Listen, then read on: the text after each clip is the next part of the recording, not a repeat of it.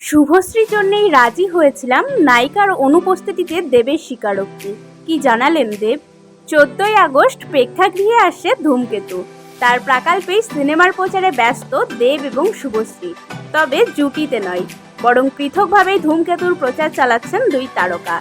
বৃহস্পতিবার মধ্য কলকাতার এক 5 তারা হোটেলে সিনেমার মা গানটি রিলিজ হয়। সেখানে দেবের পাশাপাশি পরিচালক কৌশিক গঙ্গোপাধ্যায়, অনুপম রায় উপস্থিত থাকলেও শুভশ্রী গঙ্গোপাধ্যায়ের দেখা মেলেনি। আর সেই অনুষ্ঠানেই দেবের এমন স্বীকারোক্তি। দেবের প্রযোজনা সংস্থার অন্যতম ছবি হলো ধূমকেতু। সেই প্রেক্ষিতেই এই সিনেমা তার কাছে সন্তান সম। এখনো পর্যন্ত শুভশ্রীর সঙ্গে তার শেষ ছবি এটাই।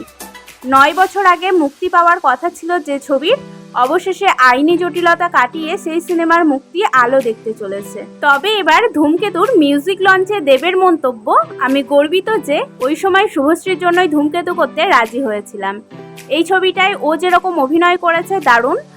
এখন যদিও ওর অভিনয় অনেক পরিণত, তবুও বলবো বিগত 1.5 দশকে পরাণ যায় জ্বলিয়ারে থেকে রোমিও, চ্যালেঞ্জ, খোকাবাবু, খোকা 420-এর মতো একাধিক সুপারহিট সিনেমা উপহার দিয়েছেন দেব শুভশ্রী জুটি। তবে মাঝে দীর্ঘ সময় পেরোলেও টলিউডের এই প্রাক্তন জুটিকে পর্দায় দেখার জন্য সিনেমা প্রেমীদের উন্মাদনার বিন্দু মাত্র ভাঁটা পড়েনি।